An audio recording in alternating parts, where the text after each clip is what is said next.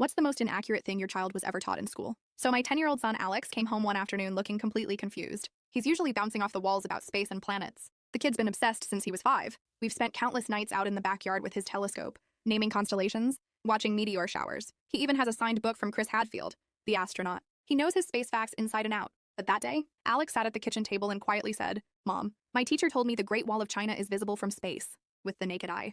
I froze for a second. Because yeah, we've talked about that. It's one of the most common space myths. Astronauts, including Hadfield, have said over and over, you can't see the Great Wall without help from orbit. It's narrow, it blends in with the landscape. It's just not visible like people think. So, Alex had raised his hand in class and politely explained this to his history teacher, Mr. Peterson. He even mentioned Hadfield's book. And what did Mr. Peterson do? Shut him down. Told him, that's nonsense. It's in the textbook. I've been teaching this for 20 years. Your little astronaut book is wrong. Alex was crushed. The next day, he brought in his prized book to show the passage, hoping to clear things up. Instead, Mr. Peterson confiscated it. Worse, he made Alex stand in front of the class and repeat, the Great Wall of China is visible from space, 10 times. And as punishment, he gave him a 5-page essay on respecting a teacher's knowledge. When Alex came home, he was devastated. His signed book, gone. His confidence, shattered. Now I was furious.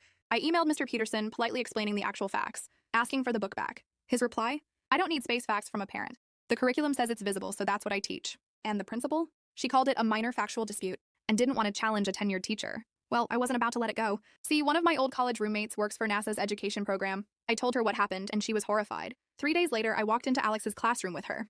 Dr. Sarah Chen, NASA education specialist. Mr. Peterson looked annoyed until I introduced her. Dr. Chen asked if she could speak to the class. And really, who's going to say no to NASA? She pulled up actual astronaut photos, videos, and quotes. She explained that contrary to popular belief, the Great Wall is extremely hard to see from space. Even astronauts need zoom lenses.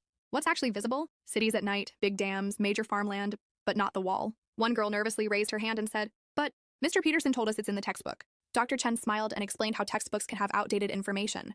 Then she held up their book and showed the publication date, 1985. By now, Mr. Peterson was visibly squirming. Then came the best part.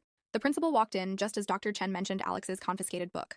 The principal shot Mr. Peterson a sharp look, and you guessed it, he reluctantly pulled the book out of his desk. Alex's face lit up when Dr. Chen not only handed it back, but added her own signature next to Chris Hadfield's. And just when you thought it couldn't get better, she surprised the class by connecting to a live video call with an astronaut on the ISS who confirmed everything.